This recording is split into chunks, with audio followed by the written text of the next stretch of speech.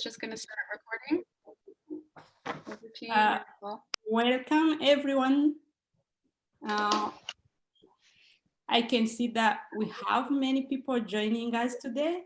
So I wanted to welcome everyone. Please feel free to type your name in the chat box as you join us and let us know who you are. And as you do so, please think about an adjective. For example, when you think about African women, what comes in your mind? Type in the chat box. We would like to hear from you, who you are, where you are, and what you think about when you think about African women. So I would like to welcome you to this event. I wanted to mention that this is a collaborative event between the Tlou Institute Network for Africa and the Collective for Gender Plus in Research, which is, today's session is our first African Women Leadership series. So we'll be having more series as time goes on. So we are joined today with 3 fantastic African women who will be sharing with us their journey, their career, and advice as well. So these 3 women are amazing, and they are shifting the health landscape in Africa, as well as globally in health sector. And we are really thrilled to have them and share their experience with us.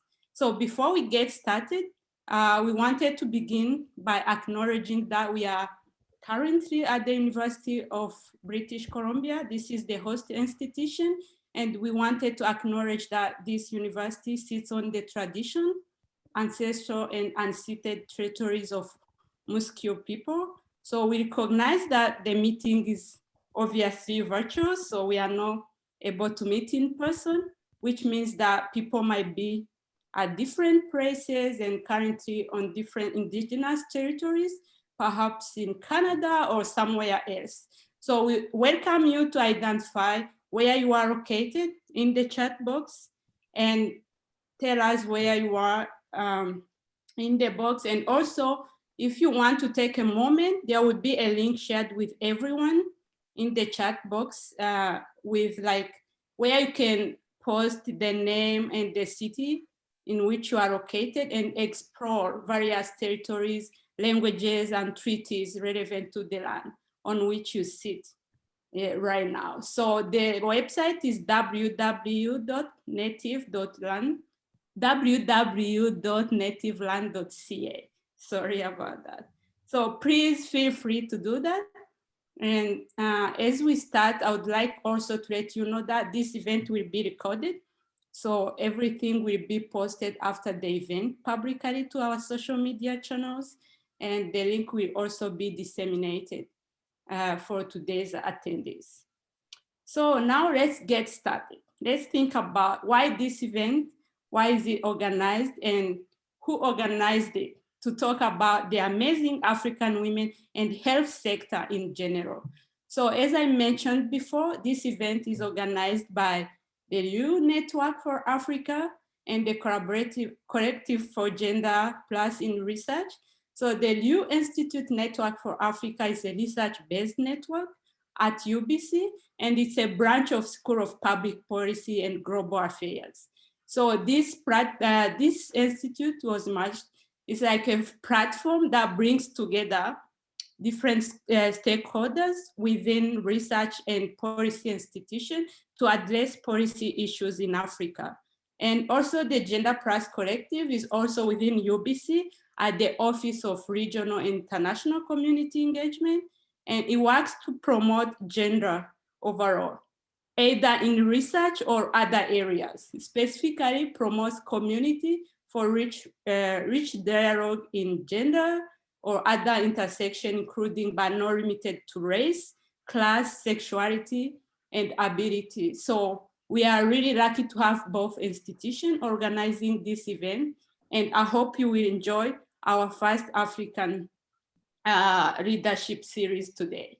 So for today's event, we are hoping that to have a conversation and celebrate 2 amazing women who have changed the health sector in Africa.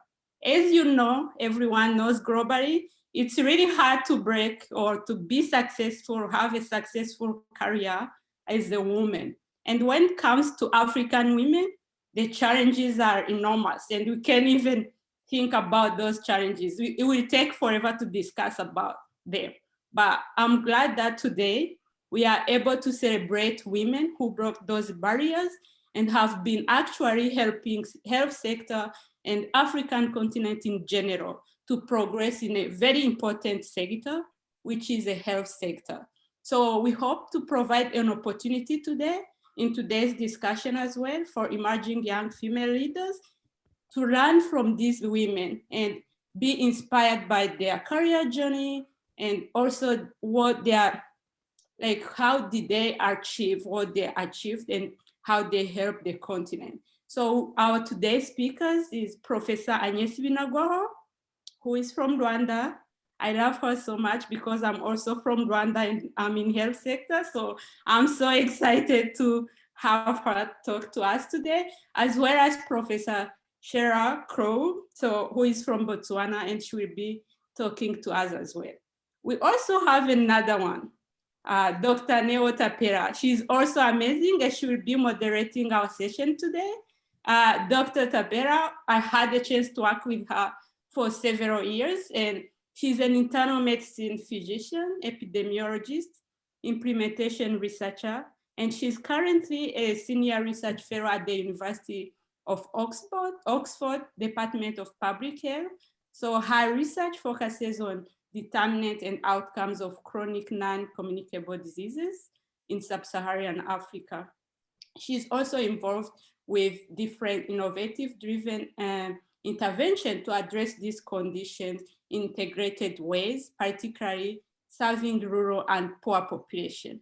So Dr. Tapela has over decades of experience leading funded research in the region, coupled with practical experience in health policy, NCD strategy planning, and program leadership in Rwanda and Botswana. So we are so excited to have her moderating or helping us during this discussion. So over to you, Dr. Tapela, and welcome everyone again. Thank you. Thank you so much, Marie-Paul, for that kind and generous introduction. And it's a pleasure to be here. And it's lovely to see you after many, many years. One of the perks of living virtually as we are right now. So, you know, for me, being a minister of health has been a dream of mine since I've been a little girl, and it still is actually. And so it is an utmost honor to be in the presence, even if it's virtually, if it's behind a screen 1,000 miles away. Nonetheless, it's an incredible honor to be in the presence of two phenomenal African women who have been ministers of health and in countries that are near and dear to my heart. So Botswana is my home, it's my birth country and my home, and Rwanda is my adopted home, if you will, where I lived for several years and raised my firstborn. Not only have these two phenomenal distinguished guests that we'll be hearing from today, Professor Tlou and Binangajo, been ministers of health. They have been there and done that, but they have done so much more.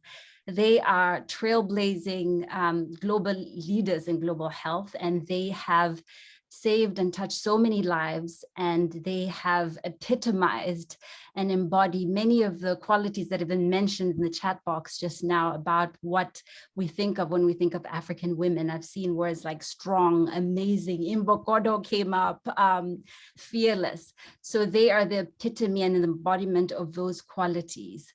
They also are role models for many, many countless little girls and young women around the world. So it's only fitting to conclude this month, the Women's History Month, by coming together in a gathering such as this to celebrate them and to celebrate their achievements. We're here from many countries. I've seen Canada and UK, Botswana, but Zimbabwe and Finland and Rwanda and many others come up on the chat box. We're here to hear about their journeys in their own words, about how their careers have unfolded, how they've balanced the personal and the professional, how they've navigated aspirations and adversity to build meaningful and successful careers, which they have. We're here today, I believe, also to take inspiration from what we hear, to our own individual journeys as aspiring change makers, to see how we can also make a difference and build careers, be it in health, be it in social justice, or whatever it is field that we feel called to. So welcome again, and I hope that you're as excited as I am about being here today. So the way that this program has been set up, it's going to last about an hour and a half, and we will start following brief introductions of our distinguished speakers. We will ask each of them to speak for about 10 minutes about their journey through their own eyes. And then this will be followed by 5 minutes for each of them of questions from me, where I'll be taking my cues from the questions that are posted on Slido. So please do go ahead and keep the questions coming on Slido, and we'll keep looking at them. After that, we will move on to 30 minutes of a session called Ask Me Anything. And that's really an invitation for anybody in the audience to ask questions. And we ask that you do that directly. So this is by raising your hand on Zoom, by using the button to raise your hand. And when called upon, please say your name, say your role, for example, if you're a student, and that's to give us a sense of who you are and to make it a little bit more interactive. And also do turn on the video when you ask the question. If at all you're not able to ask your question directly, no problem. Please do go ahead and put the questions on Slido, and we'll keep an eye on the questions that come up there as well. So the segment that it's to follow is called Ask Me Anything, and it's really deliberate and intended to encourage people to ask not just questions about the technical or the professional, but ask about personal development, ask about life in general. For example, I have questions for Professor Tlou about the inspiration behind her beautiful signature head wraps, or for Professor Binagwaho about if she had to choose between being professor or honorable minister or being grandma, which would she choose, right? So ask those questions that occur to you in the conversation, because this is an opportunity I feel that we seldom get as women, as African women, to sit in a circle with amazing, wise elders and aunties and ask them questions about how to navigate our own lives and careers. So please go ahead and participate and speak up. So with that, allow me to introduce our distinguished guests, professors, honorables, Sheila Tlou and Annyes Binangajo. I'm going to introduce them at the same time, so one after the other, and then we will be hearing from Professor Tlou first. So Professor Sheila Dinotsi Tlou is the former Minister of Health of Botswana, having held this position in 2004 to 2008. This was at the very height of the HIV pandemic around the world, but also particularly in Botswana, where the infection had affected over 40% of the adult population. That was the highest prevalence in the world at the time. Professor Tlou, managed to steer Botswana's health system through this national crisis and build a national HIV program that was pioneering and remains a model in the region, in the world today. Professor Tlou is also former UNAIDS Regional Director for the Eastern and Southern Africa, where she oversaw 21 countries.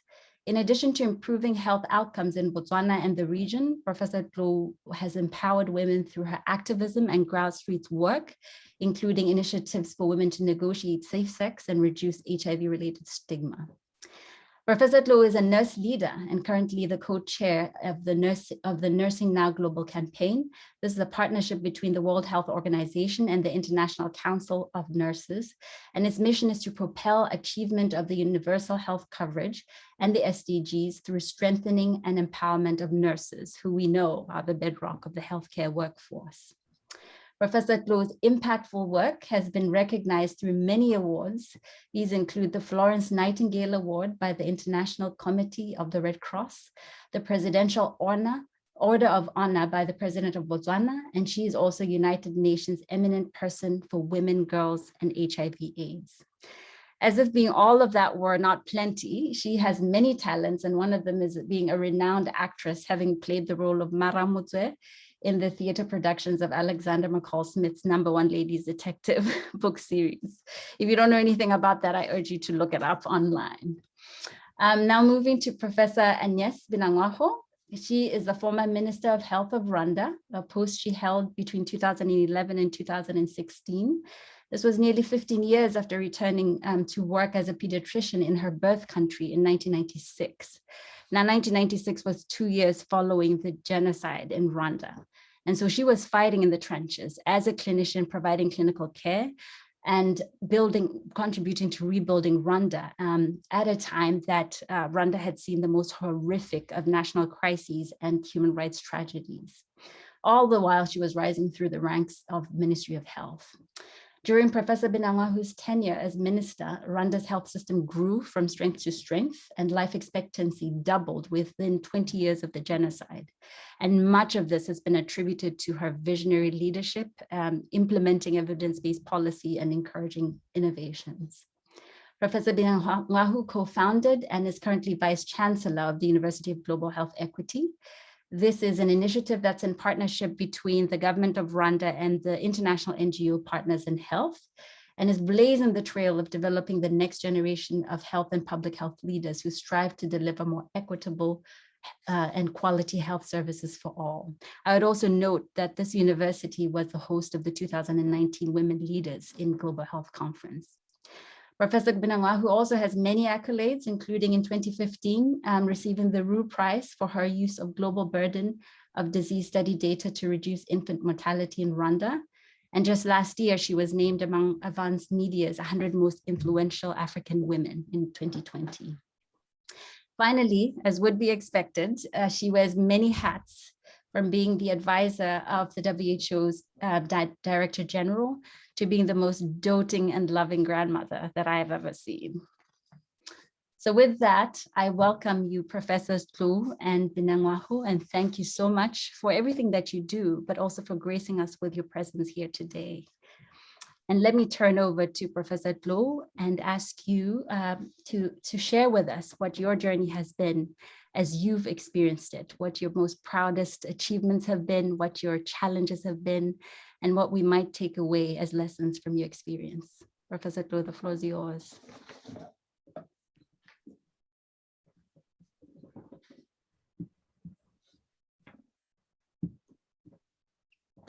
Professor Tlou, are you there?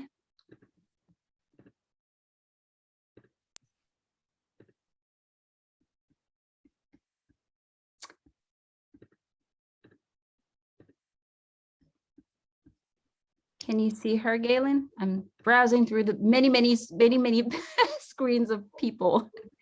She's not here now.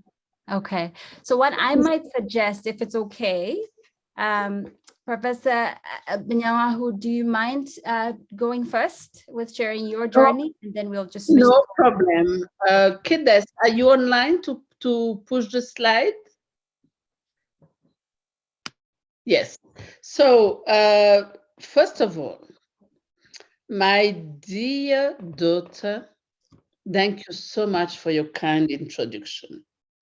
I want to say that as said, she really was, yes, do you see me now? Yes, she really, you lived in Rwanda, we lived together, we passed through the journey together about non-communicable diseases, see what the country was needed, and I was minister of that on that time, and we did a great job together. So thank you so much. Do you hear me well? I do, thank you. So thank you for your kind introduction, and thank you for having me. And good morning, good afternoon, good evening to all of you, wherever you are in the world. Thank you first for having me on this panel during the Women's Month.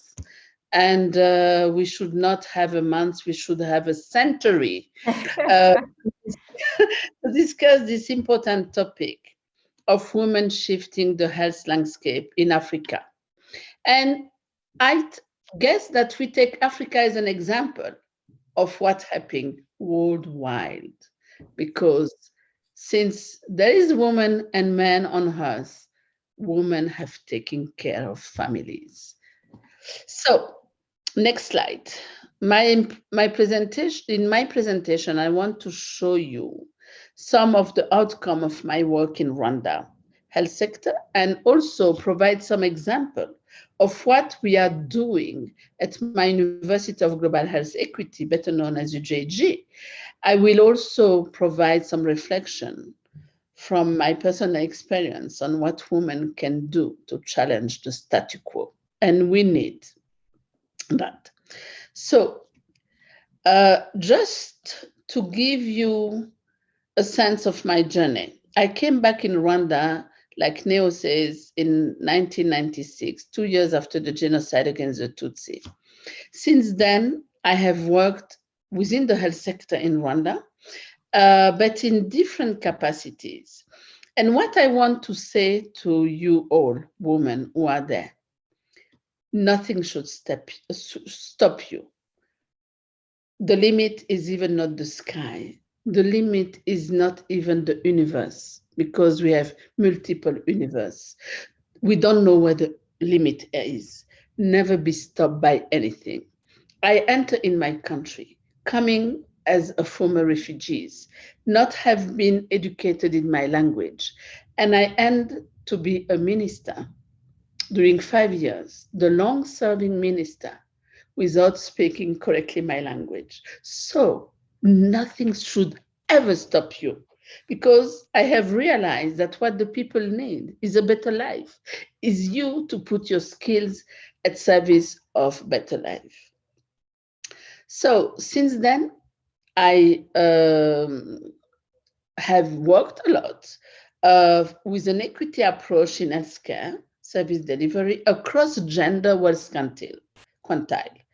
I worked in public hospital for 5 years as a pediatrician.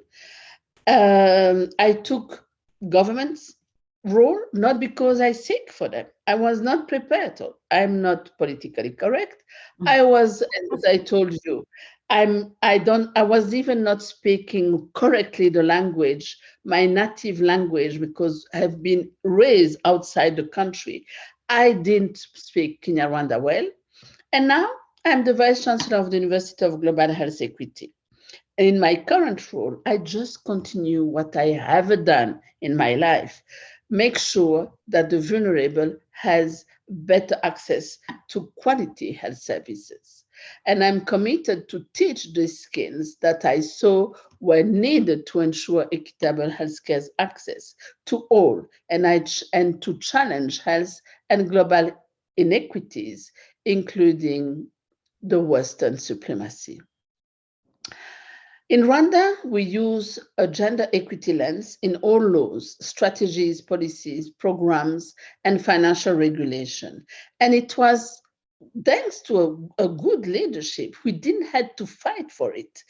We just had to accompany that agenda. For example, the citizen consultation, when we revised the constitution, ensured that we had a minimum of 30% of women in leadership position. And today, you know how much we have? 61% of parliamentarians are women. And in all institutions in Rwanda, the minimum you can find is 30%.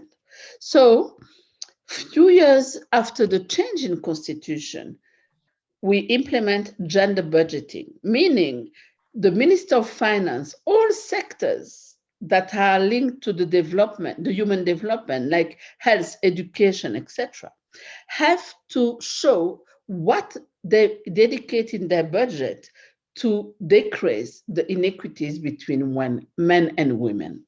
And this has also helped our agenda. And it was reported every year in the planning process to Parliament, and every year in the reporting of what was achieved and to Parliament as well. It was this approach at the governmental level that allowed us to progress significantly over the past few decades. For instance, we have changed laws in inheritance. Before men were inheriting, it was only for men. Now it's for everybody, women or men, to ensure that women are equally considered as men to receive inheritance of their parents. We have near equity in access to primary education and an increase in vaccination rates for both gender, but baby girls or baby boy or young girls or young boys at primary school, it's equal. For women, we have also 93% of our girls vaccinated for HPV vaccine to protect them against cervical cancer. We increased the contraception rate. And you know that for a young woman, the contraception allows her to regulate her life. She has baby when she wants it, when she's ready, when it fits her job. If not, she can do nothing, and she can plan for nothing, and she have to just be at service of what the life provides to her. She cannot direct it. These are just few examples that show you the progress of Rwanda in terms of gender equity. I mentioned earlier that I'm working as Vice Chancellor of the University of Global Health Equity, better known as UJG. There we teach leadership with the mission and vision of implementing equity across all dimensions. First, gender. Second, diversity. Third, socioeconomic status. And all together, not one after the other. So we do that across curricula, and all our program and our admission process are linked to that. For example, in all master program, 50% of men, 50% of women, not negotiable. But for medical education, because the continent graduate only 10%, 10% of the graduates in medical education are women. So we enroll 70% of women or girls. And people stand up and say, this is not equity. Yes, it is equity. It's not equitable, but it's time to learn the difference between equity, 50-50, and equitable, run after the previous damage that we need to correct. So with this, we address the shortage of female clinicians and public health leaders in Africa. Our Center of Gender Equity emphasized that we need to mainstream gender framework in academia across curricula. And inside the house, every year we'll do a gender and diversity audit to see if all policies, practice, regulation are gender equitable. And also diversity, that we include all diverse people we can have surrounding us in the country, in the continent, across the world. And we have workers and students from all over the world. And as I told you, minimum 50-50 in all this. Next slide. From my experience in Rwanda and in academia, I want to share with you some of my reflection for you young people who are listening to us to be fighters for gender equity. First, you need to continuously use your voice to advocate for women in leadership position, not only to access where you are, but for also leadership position. I want to tell you that for today, even with everything we say in global health, that is supposed to be an equitable field, no, it's a man-managed field. Only 25% of women are in leadership position. You need to emphasize that in all your cycle, that investing in women and girls is smart. And for instance, it is known that when 10% of girls go to school in a country, the GDP increased by 3%. And so this is to convince men that they will be richer if they go for gender equity. So convince them it's their interest to be equitable. Next slide. You also need to keep advocating to show that health system function better when women are involved. There are many studies that show in UK and elsewhere that when you got surgery from women, your chance to get out alive and well out of this is better. So It's not only in surgery, it's in many things. So promoting women in those positions of a surgeon and other specialties is better for the health of the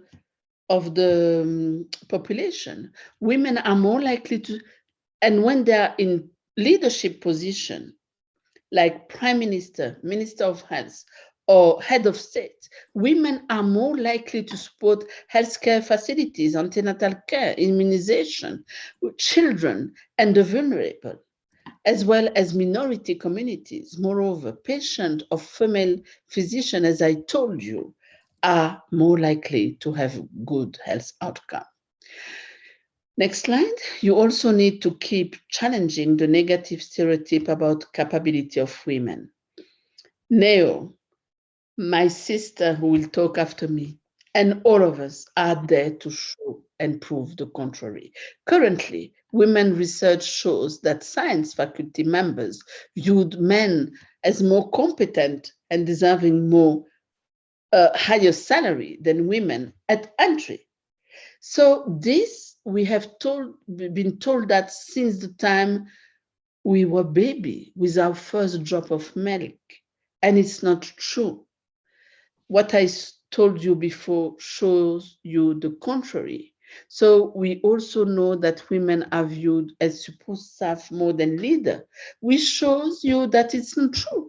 Look where Germany went with under Angela Merkel. I don't agree with all her policies, but the country was well.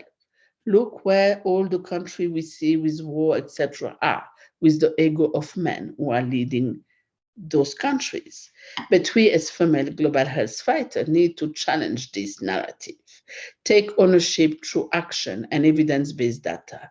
Use our position of responsibility and power to positively influence attitude through research and publication, and reevaluate personal bias we may have through the education we receive, because we have bias. We should not deny it. And lastly, serve as a role model for the youngest.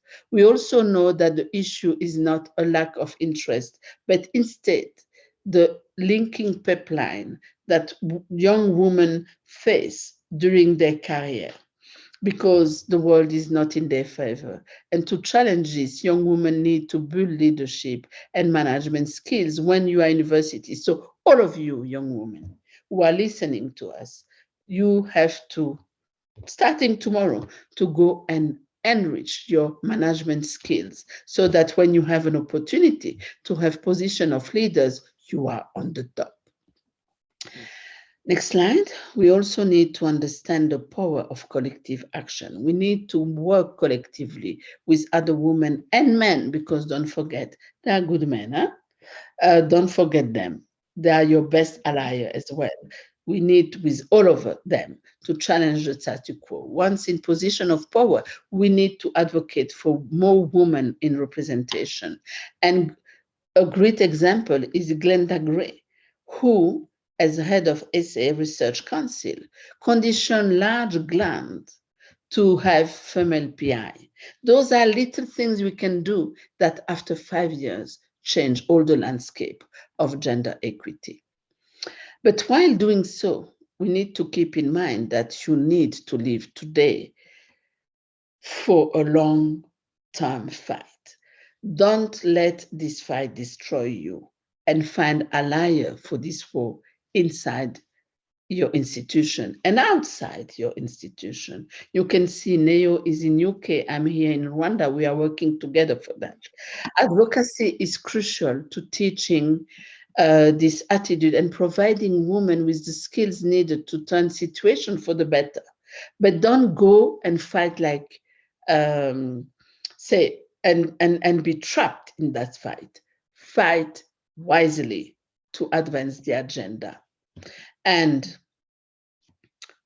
the rest will come with the question. I really thank you.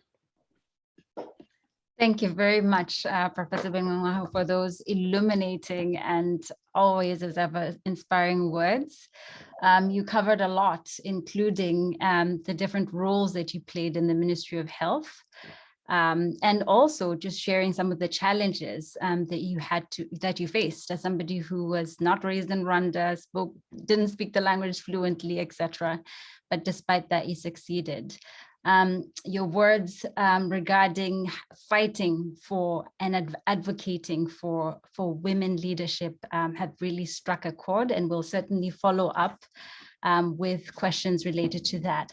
I might just ask one question, and then in the interest of time, proceed to Professor Tlou. You touched on stereotypes of leadership that we see in the world and have ourselves as women been a victim to.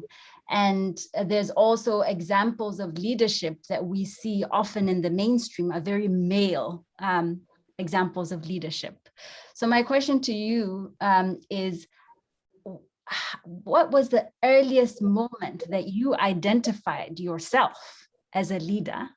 And what kind of a leader would you describe yourself as? So I never identify myself as a leader. I have to tell you, I just identify myself very early as somebody who will let nothing go. And I was 7. I was 7. When I say I prefer to die here than to let this lady in front of me lie to me and show me that I'm nothing. So I was 7 when I decided that, and of course it led me to leadership position. This lady was a very bad lady, a racist lady. I was in Belgium in my first day of primary school in a Belgian school. And let me tell you what happened. Now I can laugh at it. It was a religion school, and I opened a book. And I was so eager to learn. And so I was so enthusiastic. And I open and I go through all the pages, and all the image was white angel, a white God, and the only Black person was an ugly devil. So I say, oh my God, where are the Black? Where is my mom? They talk about paradise and I don't see my beloved people going there. So I just raise my hand and I ask, why is the only Black person an ugly devil? And I was finished in the corner on discipline and etc. And I didn't understand nothing. I just know that this lady, who was a sister, can you imagine? She discredited all the adults in my life except those I knew. She discredited. I knew that there is something between Black and white, but I didn't know what. And I just say, I'm right. I don't know how, but I will die in a corner where I am, but I will never give up. Wonderful. That's so telling in many ways and inspiring again, right? So there wasn't an explicit moment of I'm a leader, which is saying something, but you are also sharing a certain knowledge and belief in yourself and not giving up as a fighter. So that's really wonderful. Thank you. There's one question that's come up on Slido, and it goes, how do you balance the fight of convincing others of the potential of women in leadership and just doing the work that's necessary? This is for me? That's for you, yes. So I just want to tell you that you always need to take risk because you don't know what the future is. The only thing you have never to give up is who you are. Because if you give up after that, you have problem to find yourself again. So now you may be in front of somebody very powerful who do something wrong. Find allies before confronting that person. If that person can crush you before the truth, go to the next level. But make sure that you don't, you show it. And I can give you an example again. I don't know if it's a good example because I'm a very stubborn lady, so don't follow what I'm saying, but just to give you an example. We have a country that respects women traditionally, and the number of women in parliament shows you.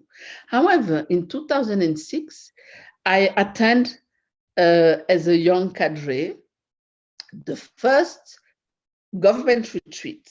And in the evening, it was relaxing. There was a cafeteria. We can go and drink a glass all together. Young cadre, ministers, PSs, everybody. And when I enter in that cafeteria, the Minister of Health at that time, and I don't care, 2006, you can find who he was, just said, "Oh, Annyes, welcome, come and sit in my knee." Ooh, yeah. Publicly. So I just turn at him and say, "No, you are too ugly." You know what? They just came to me and say I should apologize. And I say, why? He's not beautiful. And I'm ready to bring the case to the President of the Republic, who was sharing this retreat. Not in there, but I say, I will not apologize. They say, you cannot say that to a minister. I say, you cannot say that to me. Yeah. It's an aggression. I just respond and say why I will not go and sit in his knee. If he was a beautiful young man, I could say, oh, I'm hesitating, but he was not. So I insist and I say, okay, I will apologize if the President of the Republic asks me to. Subject closed. They never came back to me. Wonderful. Standing for what you stand for. That's wonderful. Thank you so much, Prof. Binagwaho. I will now move on over to Professor Tlou. So please, I hope you're with us and you've been able to rejoin. Wonderful. So please share with us your journey as it has unfolded for you. And again, what the challenges have been, what your proudest achievements are, and what we as young and upcoming and aspiring women leaders might learn from your experience. Thank you very much. It's raining outside. So, and my internet is unstable according to, the storm out there. So that's why I had to disappear, but I had to now bring a different laptop so that it's, it's more contained. So let me simply say good morning, good afternoon, and good evening, wherever you are, and hello participants. It's great to be with you. I'm going to, I put mine as a way of looking at the powers, because, when we are professionals, we are looking at the various types of powers that we have or that we come across. So I have like 4 powers that have really shaped my life. And the first one, I call it the power of socialization. We know that socialization is very important. Now, in my case, I was brought up in a village. At that time, it was a tiny village, but those of you who are from Botswana, it's a big village now. It is about like 38,000 people, the village of Serowe. At that time in the 50s, it was a small village. But, and the thing is, this was long before independence, and it was really like a rural area where there was subsistence, agriculture, and all that. But I was lucky in the sense that my parents were some of the first to be educated. Not that well. My father had got a diploma in veterinary science. And of course, during that time, you became like the village veterinarian. So that he was really now taking care of everybody's cattle, sheep, goats, and horses. And indeed, he was that well respected. And my mother was, she got a diploma in business, in commerce from University of Natal. So these were some of the best people who first got their degrees. And therefore they were seen as the elite. So let me simply say that by village standards, I would say, yes, we were rich, but we were made aware that whatever privileges we're having in the home are not because of us, but because of our parents, and therefore we should work hard if we are going to, attain any of those privileges. Now, I must say my own father was really a great feminist. in the sense that he had married a woman who was supposed to have been a chief, but was not made a chief. A chief meaning a head man, like a ward, a small ward in the village, not the village chief, but a ward, who should have been made a chief, but she was not because she was a woman. So what they did, they took her cousin, who wasn't as well educated as her. So what would happen was he would try cases during the week, but over the weekend, people would come and get my mother and say, we have really tough cases. These ones need her. So my father would sit me down and say, do you see what happens? You know, just because she's a woman, she didn't get this. But she is actually very much qualified. She would be a better chief than her cousin. But you know, there she is.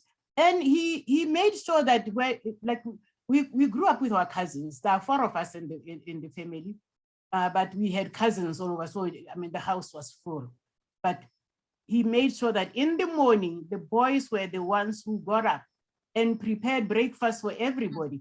Because he would say, you know, I know the girls would come back and they would be the ones expected to cook, you know, or to do, you know, dishes when they come from school. So you start first.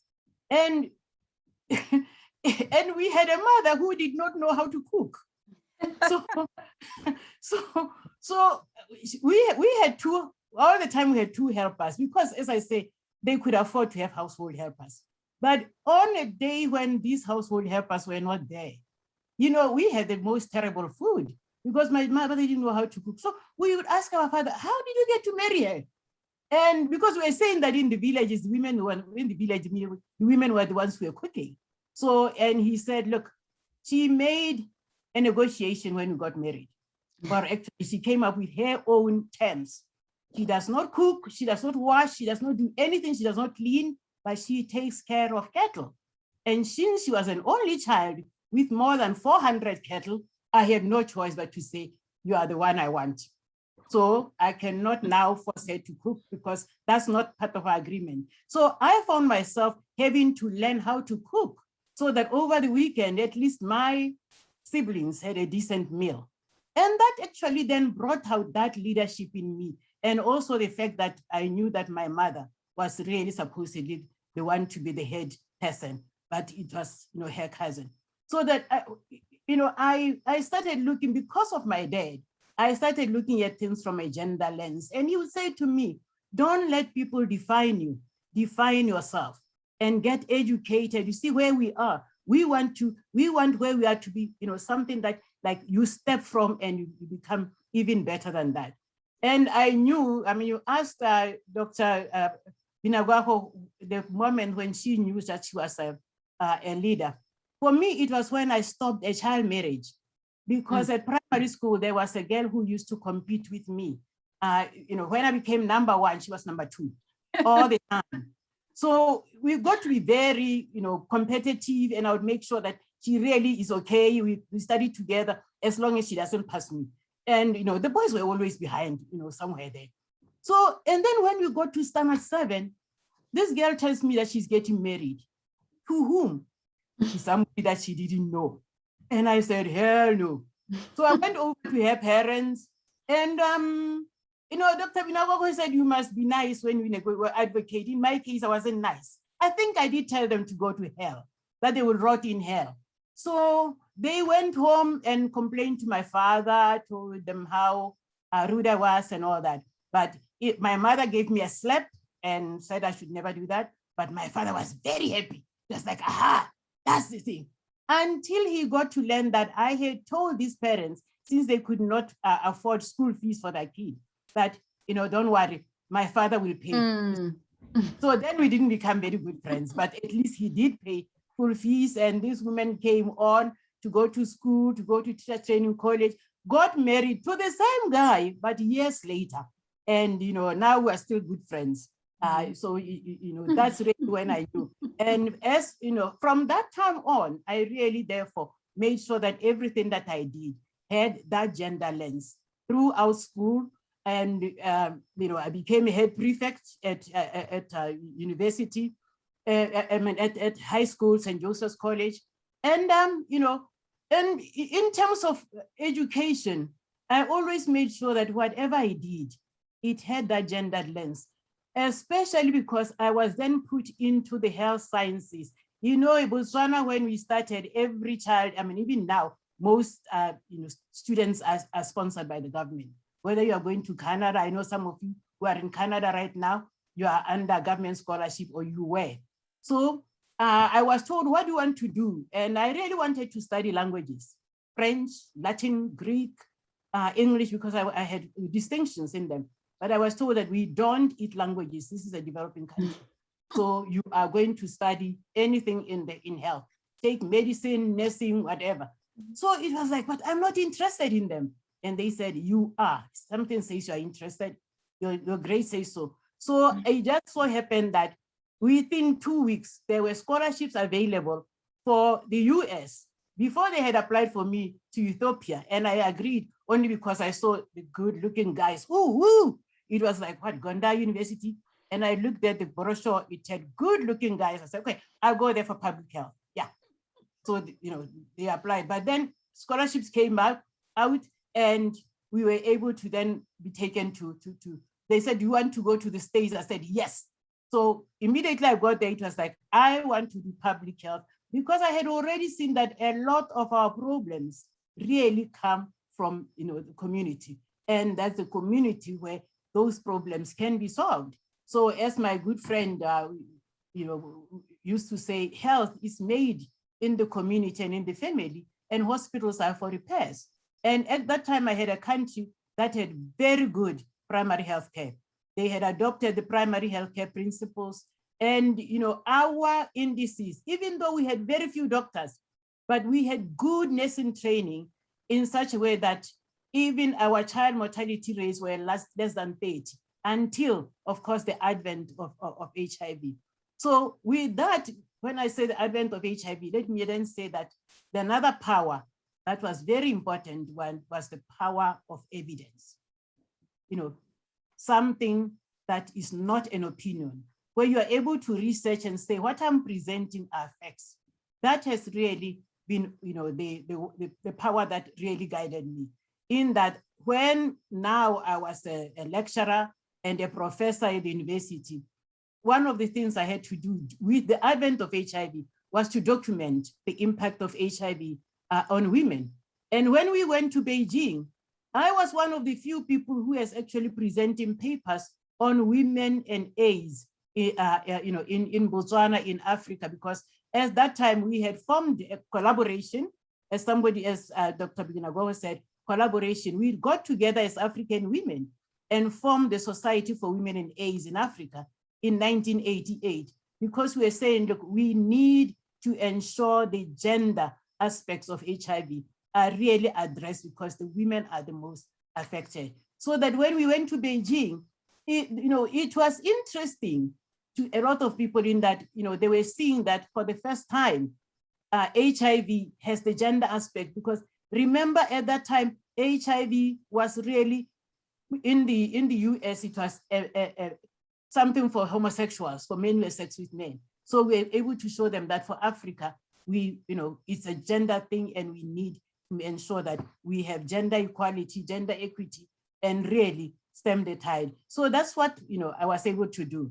And it was really then, the publishing and all that made President Mogai, also the advocacy, because we had now formed the Society for Women and AIDS in Botswana, President Mogai to say, come and assist me, with HIV in 2004. So again, here comes the power of negotiation, in that I knew that this is a honeymoon. He needs my help. And I knew that African leaders had said that they were going to devote 15% of their budget to health, but a lot of them had not done so. So I said to President Mogai, I'll come and be your minister, provided you give me 15% of the budget. And he said, I'm actually giving you 20, and I want a report every 3 months. And a lot of you, that's history, we'll talk about it, but indeed, we saw mother-to-child transmission go down from 30% all the way to 8% within 4 years. Of course, it is now at less than 1%. Also, but really, it was showing that power of negotiation to say Botswana can afford to be able to have domestic financing for its AIDS response. And that helped quite a lot in terms of really stemming the tide of HIV, to the point where when I left as a minister in 2008, the infant mortality rate was now at 17 per 1,000. Remember, the SDG 1 is 15, was it 12, something like that? Yeah, it was 17. And what happened then was that 10 years later, I don't know what happened in those 10 years, it has now doubled. It's now at 36. So, I mean, I'm hoping that those of you who are Botswana want to do something about it. When I left, the child under 5 mortality rate was actually at 30, and now it is at 56. So in those 10 years, something has happened that has really reversed a lot of the gains. So with that, let me talk about the last thing, the power of collaboration, to say that, yeah, also collaboration. In Parliament, were very few women. There were like 8 of us, but these were 8 formidable women. So we managed to take all the laws that were left that discriminated against women, and actually collaborated with our male counterparts and managed to scrap them. For example, the marital power bill that gave men all access to property once you are married. So we managed to reverse that. And it really showed that when you are together, multidisciplinary and working with others, we can advocate to the point where you can actually change a law and ensure that it stays that. So lastly, to the people, I want to reiterate really what Dr. Annyes said, to say that we need women in leadership positions. It has already been shown that when she leads, a lot of things happen. But not only that, it should not be just leadership at professional level. For me, I would like women to get into elected political positions. I know a lot of women who say politics is dirty, but hey, and actually it's very interesting that sometimes it's men who say to you, politics is dirty. And yet they themselves are busy ringing that debt. And you're thinking, yeah, but I want to be like you. I want to handle that debt. So don't be fooled by that. Politics is dirty, but it's because it's made dirty by the very people who are in it. We can straighten it. And my last word, in terms of really ensuring that you do aspire, if you are aspiring to enter politics, let me tell you the story of Adam and Eve in Genesis, what they left out. When God found them, and Adam was asked, what have you done? Adam could have given the nicest excuse, but guess what he said? The woman that you gave me made me do it. Look, it simply is saying men never spoke for us then, they never will. If we want any gendered policies, we have to be there ourselves and ensure good governance and that, tolerance for each other. So thank you very much. Thank you. Thank you for those wise and charged words. You've given us a lot to think about, and you've given us a challenge in terms of fighting for women's equity and also joining politics. I have a question that is related to what you have mentioned. It was interesting that you said you were initially interested in languages and humanities. And of course, the response was, we're a developing country and we don't eat. We don't eat languages, yes. But in life in general, and in some of the examples that you've given, there are twists and turns along the way, right? And as you've described in your journey, includes that initial interest, it includes working as a practicing nurse, it includes being in academia, then being pulled to Ministry of Health and politics, and it's now being a co-chair of a global campaign.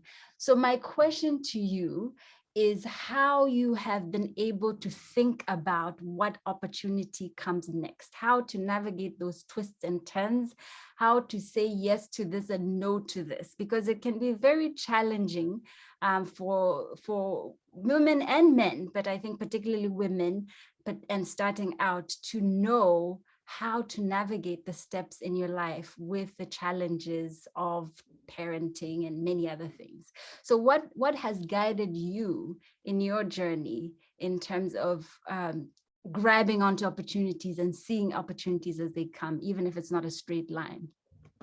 Yes. Well, for me, the main thing has really been that Serenity Prayer. That is saying, grant me, the knowledge to be able to change the things that I can, and to not be able to change those I can't, and the wisdom to know the difference. So, for example, when I was denied, a scholarship to go and study, languages and drama, I was always an actor. I didn't just give up on that. When I arrived in New Orleans to register, the first thing they said to me, how do we help you? I said, show me first to the School of Fine and Performing Arts. I'm going to register for my electives, and then I'll come and register for the courses. So that throughout, even when I was at, at the university, I was acting also. I got those accolades to say, hey, we have here a student nurse who is also an actor. And so it was really great. And when I went back home to Botswana, I became director of the traveling theater, so that I made sure that I did not leave that behind. But another thing was also really I guess, in this case, I guess I was lucky in that I got to meet a really wonderful man who married me. And we were together for like 35 very blissful years. When we got married, as my father had said to me, look, the day you get married, also negotiate and set your terms the way your mother set hers. So I met this guy who was very in love, and I said to him, look, I'm coming with no child. Any child that we have will be yours. So you are going to take care of them. I will help you, but it's not the other way around. And indeed, this guy took care of his children. He took them to school. He did. So I was therefore able to do quite a lot in terms of my own development, because he was already a professor when I met him. And he used to say, no, leave me with my children, go and do your PhD. So it just happened that I did get a soulmate who understood what I was all about. And any challenges, he was therefore able to really assist me. We'd sit down and we talk, even political. I could have joined politics in 1998, but I was close to being made a professor. So he sat me down and he said, look, this is African politics. You go there, you annoy them, within 3 months, you are back. So get a professorship first.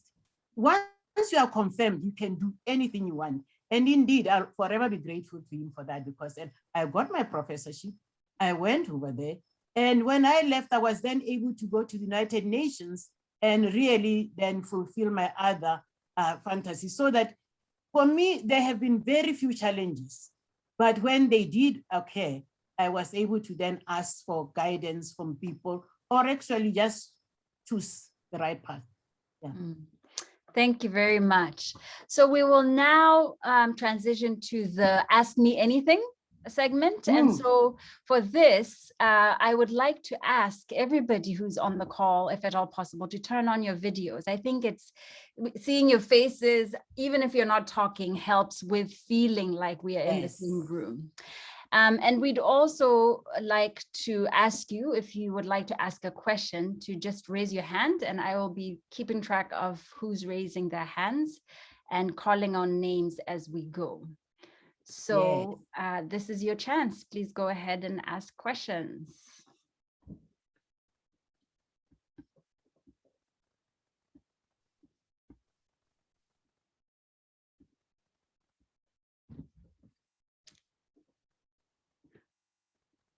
While folks are still thinking, I see some questions in Slido, but again, it's better if I'm not the one asking the questions, but people are asking their own questions themselves. There's one question that has come up several times in Slido, and I'll ask it to both you, Professor Tlou, as well as Professor Binangajo.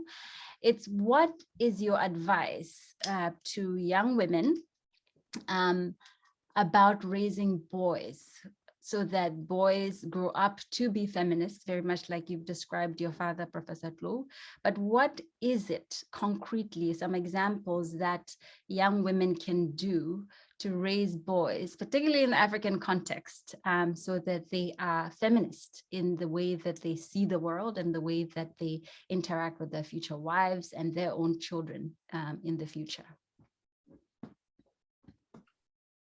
I guess for me, let me answer first that one, because I'm sure Dr. Binagwaho will come up with a better answer. But for me, My sister called me Agnes.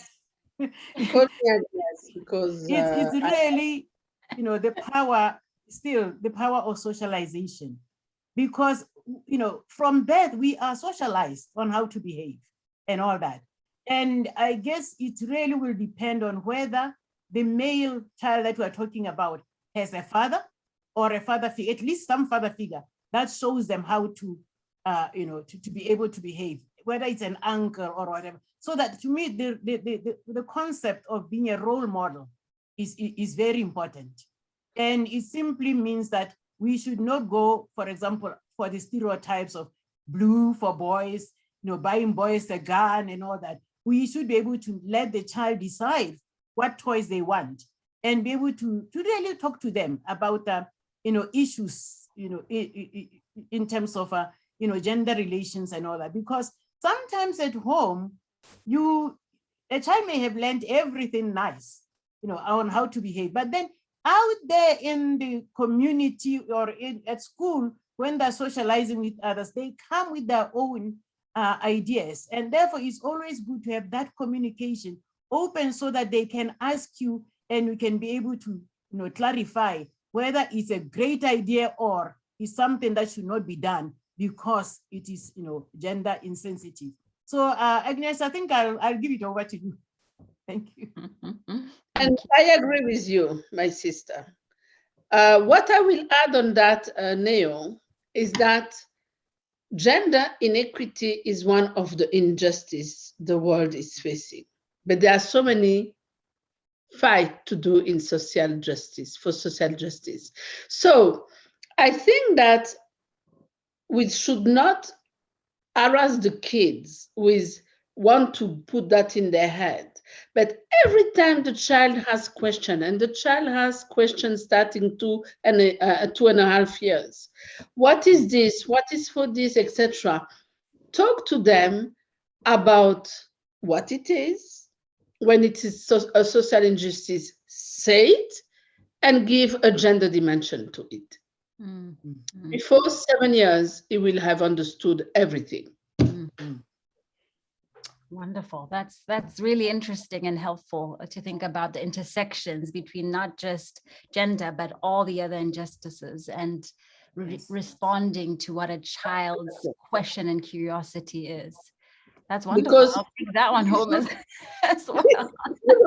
Look, no. If you look, some minorities who doesn't have access to health and anything, the most miserable person is the poor woman in that minority.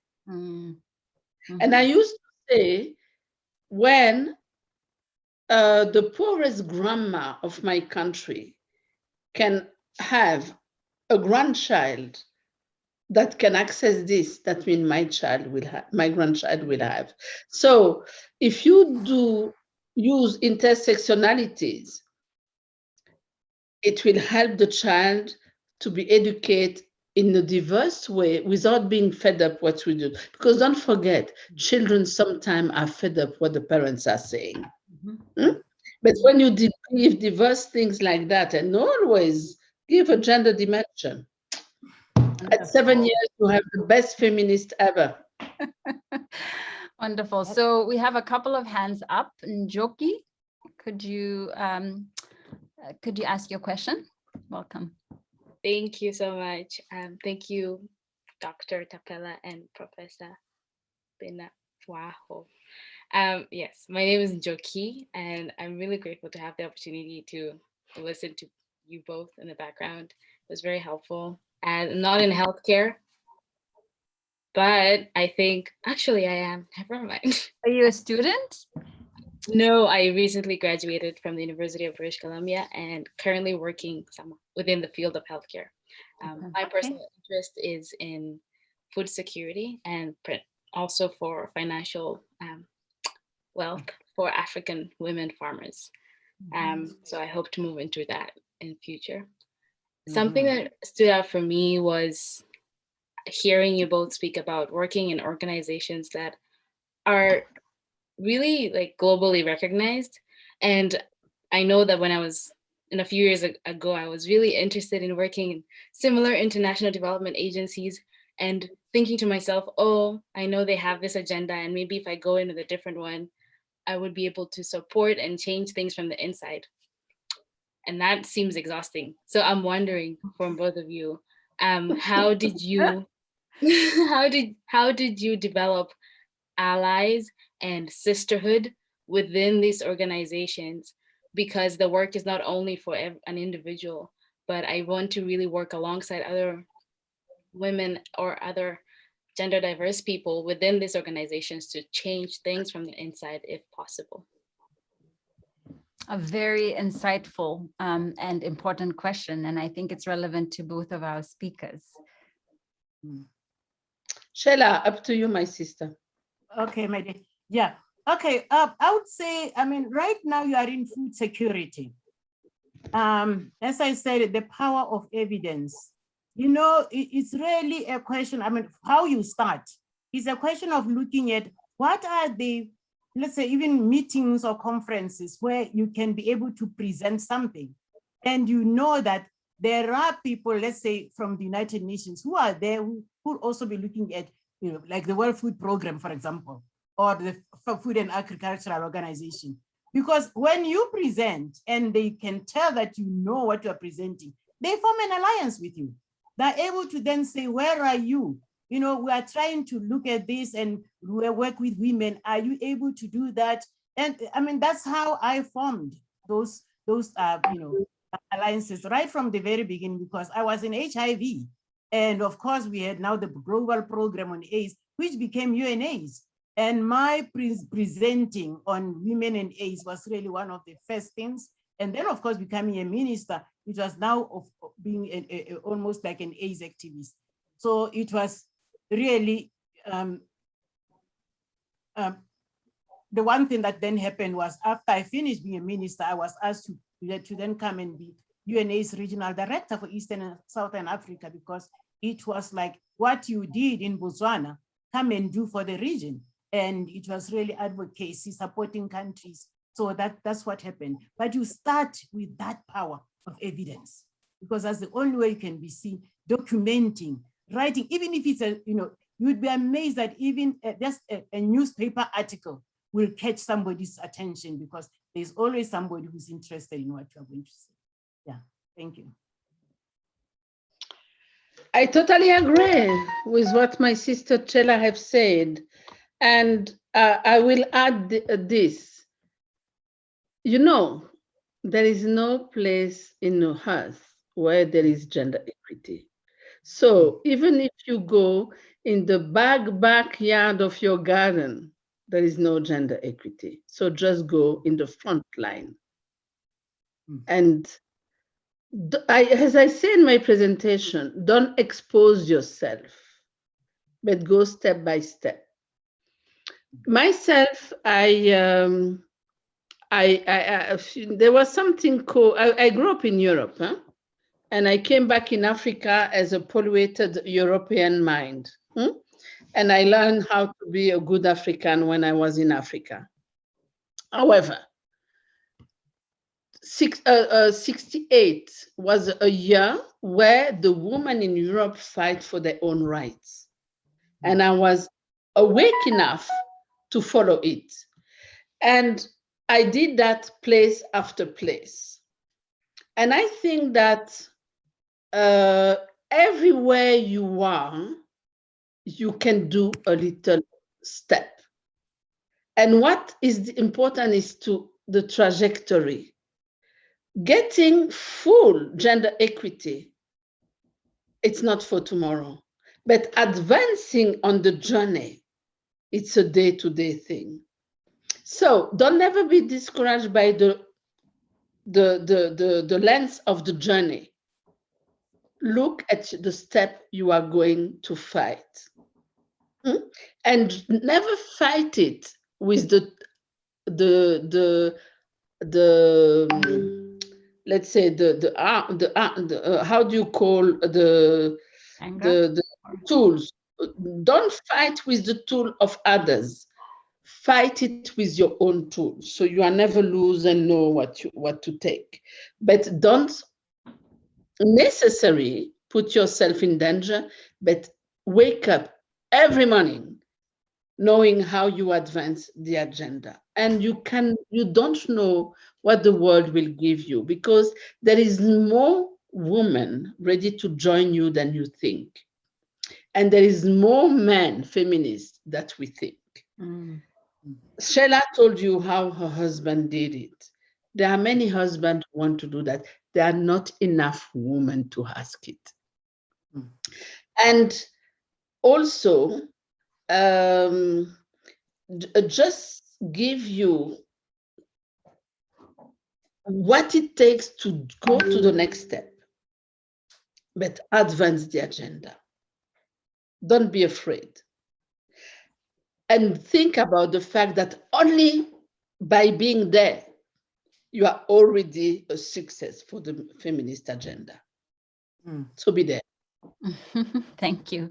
As a follow-up for that, what struck me about Njoki's question is that she used the phrase "is exhausting," and that resonates in many ways. And as a follow-up question to the both of you, perhaps starting with Professor Binangajo, is what do you do for self-care? What keeps you going? What energizes you? And what, even among the most challenging of days, what do you do for self-care? First of all, I love fun. So I never spend a day without having fun. I don't even go to sleep. If needed, I will go to YouTube and find something funny to look at. Whatever.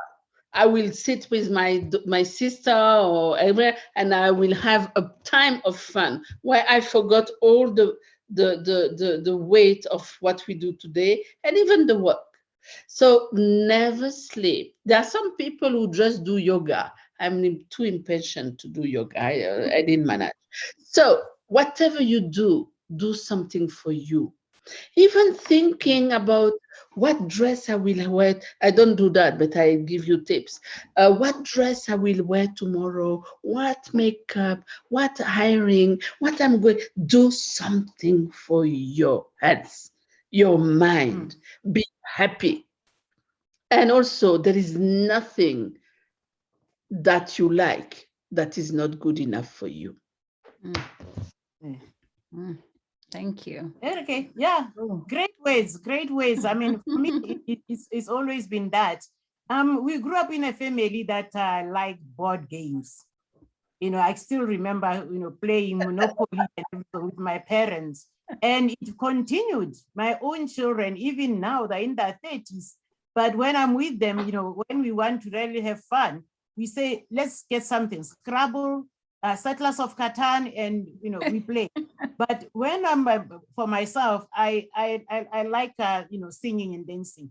Agnes knows very well. I like singing. I like dancing. Yeah. And when I'm alone, I will put on that dikakapa and dance with them. So it just takes away the stress, and you feel good after that. Yeah. Absolutely. And being exhausting is in your mind. It's not in the reality. Yeah. It's not in the reality. Because when you have enough energy to think you are exhausted, you are not exhausted. Yeah. That's right. Wonderful. We have a question from Iggy. Iggy, go ahead, please. Are you still there, Iggy? Is Iggy still there? Hello, everyone. Where you are. Hi, Iggy. Is that you? Yeah. She might be having some connectivity issues. Okay. Are you able to turn your video on?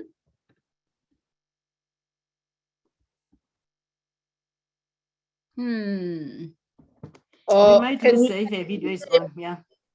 maybe So she can the question. Let her type it.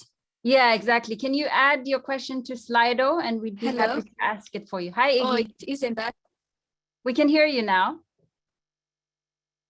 Yes. My name is Iget Ishimwe, and I am from Rwanda. Hello.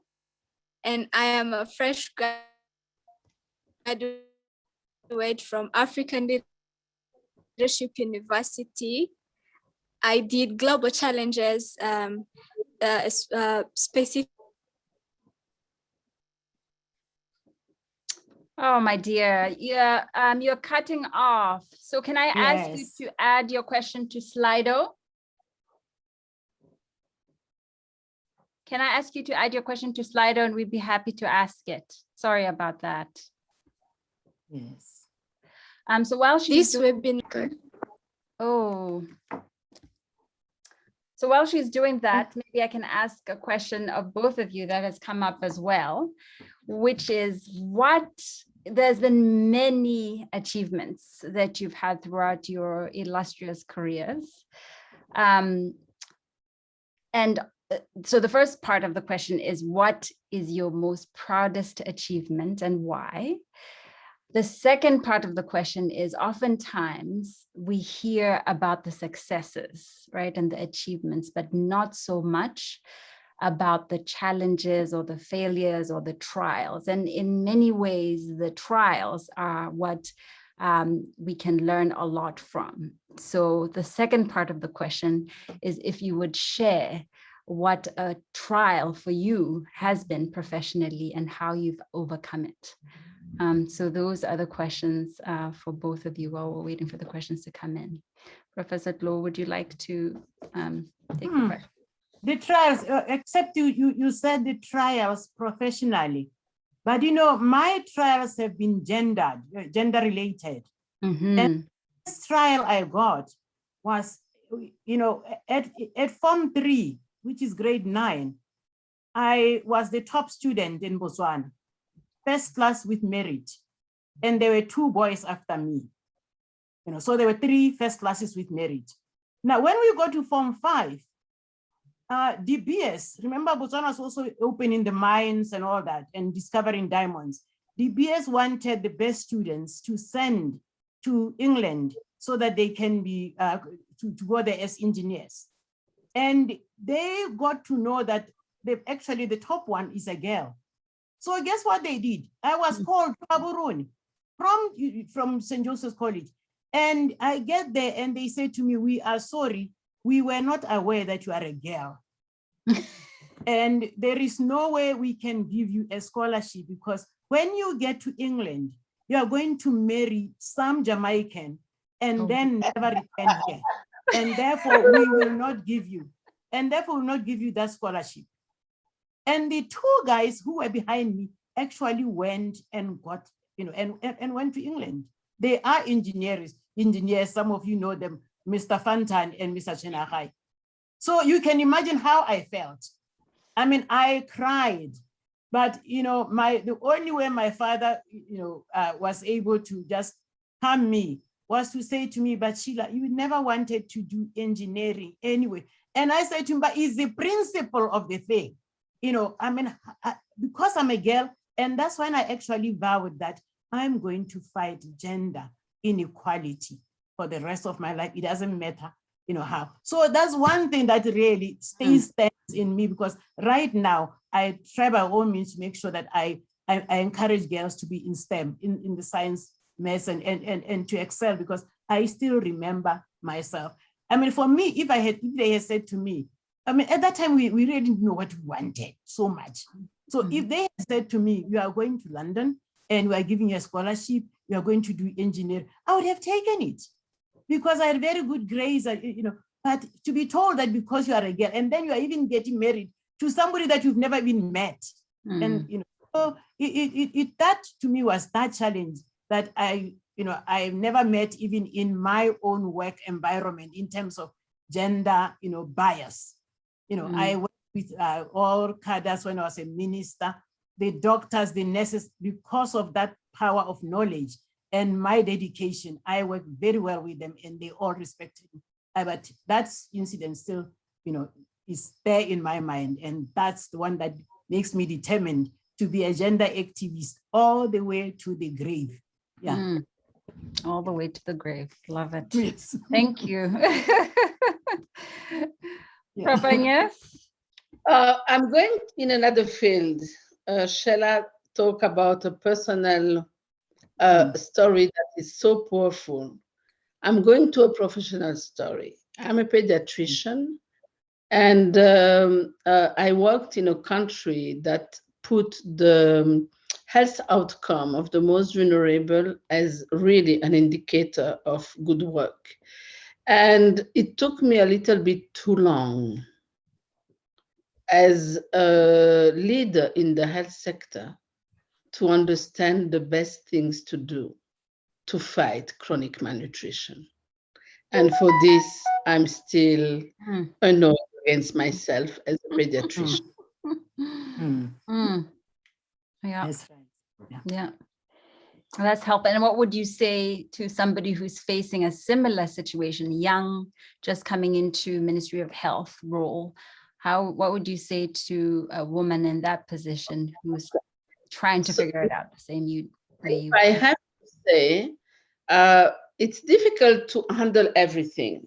I was talking this afternoon in another fora. It's difficult to know the need of each and every one when you have everything to think about. So the biggest killers, I was fascinated to solve the problem of the biggest killers. And I went up to the cancer, the cancer and the cancer of women, because we have a solution to HPV, working on those things. So I just want to say, okay, I'm not happy as a pediatrician to have missed that, but I don't believe I have done a bad job because I was working on so many things that we only 24 hours in a day. And in those 24 hours, we still need to sleep a little to be awake the next day and good at work. But I just want to say that for me, it's still a failure.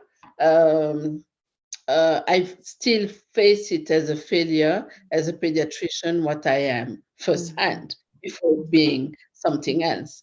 But understand, I think if somebody is young and start, just do your best every day, do the maximum every day, and you always have a lot of things you have not done. Because I remember an old man who told me, you believe you can finish the work, huh?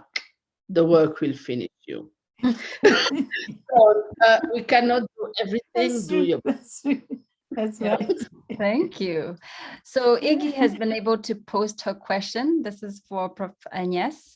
She asks, how was it in your first year starting your career as a young Rwandan girl? And what were your motivations during that time? Oh, for me, my motivation was always around two space in human life. It was babies and women who deliver babies. And so this is what I liked. And I liked that since I was 6.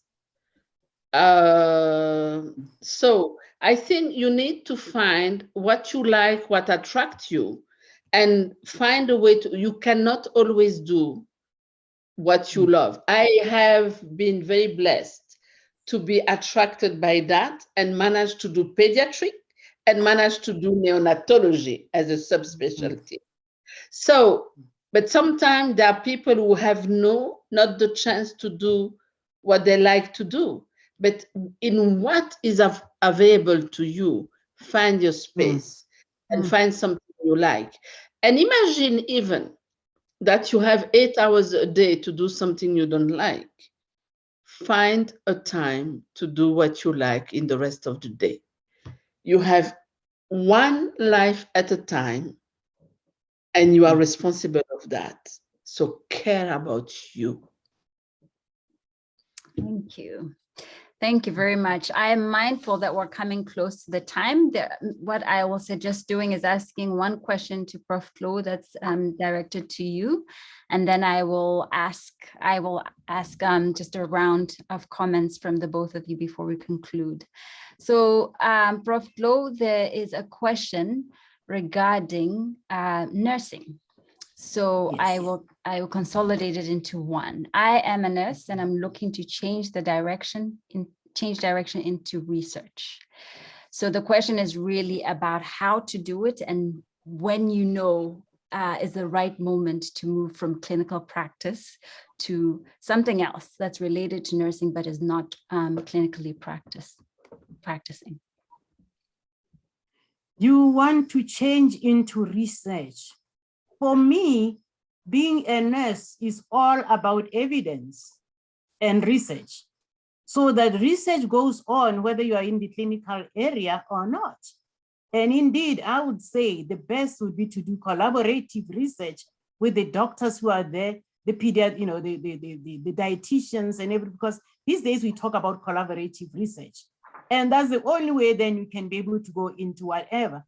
But if you are thinking of going from the clinical area and maybe going into public health, that's a different story. But my thing is everywhere you are, you must have evidence because new knowledge is always necessary in every field. So do research where you are. And if at all, then you want to maybe go for further education or to change to public health instead of clinical, because public health is still clinical, then you are able to do that. But in all, we emphasize collaborative research because now there is nothing like this is my niche alone. We have to have evidence that is as comprehensive as possible, and it can only be done if every one of us collaborates with each other. Yeah, thank you. Thank you. Thank you. That's helpful, and it's also good to think about research not being mutually exclusive with anything else that you do. And I think both of you are examples of doing so many things across fields that you can build your career around. So I'm going to ask the both of you a concluding question, which is, it goes back to what I touched on. You have so many accomplishments. You wear so many hats and titles. Which of those many would you say is your proudest and most cherished title? It could be Minister of Health, it could be professor, it could be doctor or nurse, mom, daughter, grandmother. Which, if you had to choose, would you choose and why? Okay, I think Annyes is going to give the same answer because having gone through all those, being a professor is really the best. Why? Because, this thing of there's nothing that stops you from doing what you want to do. You can research on anything and you can publish on anything you want. That's not something, the freedom, that academic freedom you don't get anywhere. I had instances where I was a minister and I was told, minister, we don't talk about that. And we are thinking, no, but the evidence is showing that and it's like, no, you cost us votes. We don't want, like when I wanted to take condoms to prison. Yet when I was a professor, I took condoms to prison, and I didn't have to ask from anybody. To me, it was like evidence is saying prisoners need condoms, we are smuggling them. And I thought, when I'm a minister, I'm not going to smuggle them. Hey, Annyes, I found myself being a minister and still smuggling condoms. And with the blessing of the president, because my whole cabinet told me you are not going to take condoms to prison because those people are not supposed to be having sex. And I said, but they're having it. And I've been doing that. And when I told them that I have been smuggling, as a professor was smuggling condoms to prison, they said to me, we will imprison you for that. So, whenever my poor president Mogai, because he understood what I was talking about, said, okay, Minister, I think you can continue smuggling condoms. So you can imagine, to me, like, being a professor is the best because you can do anything and you mentor and you see the products, you know, of your mentoring. It's really great. Yeah, thank you. Wonderful. Thank you. Yes. So I'm going in another field, my dear Shella, Yes. just to compliment you.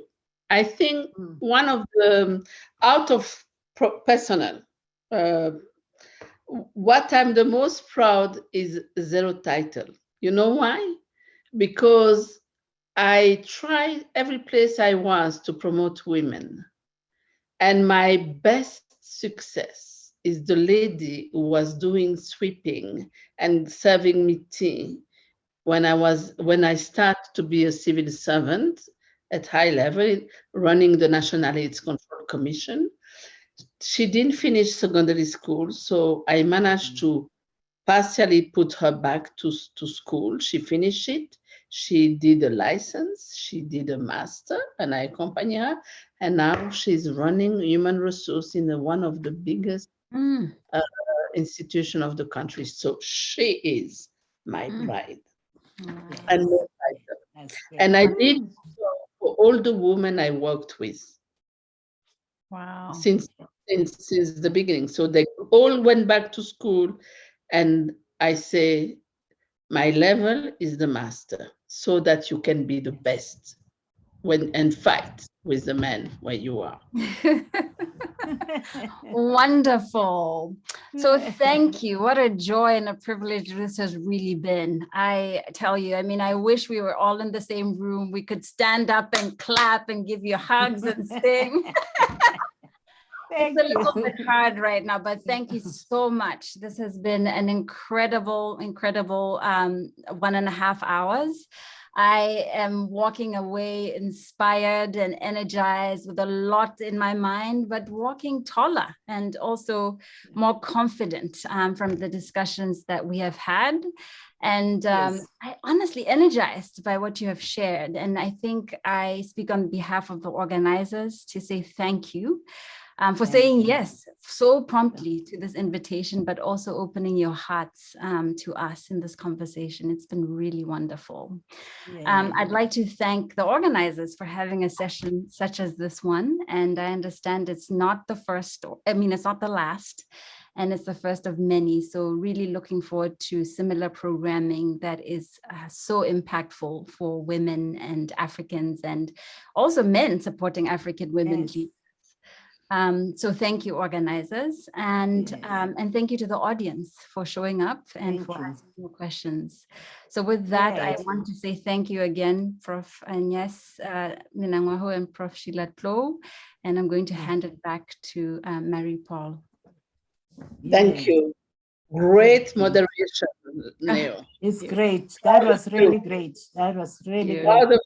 And it was so great to be with Shella again, long time ago. Yeah, I know. Well, we're together just year before last at the AIDS conference. We have to come to them. Yes. Yeah. But those of you who are Botswana, can you come home and go and campaign? I may just decide I want to run for presidency, because there is a lot that is not happening in the country right now. Somebody needs to write it. Yeah. I'm on board. I'll vote. Mary Paul. Thank you, everyone. Thank you so much, Dr. Tapela, for moderating this amazing discussion.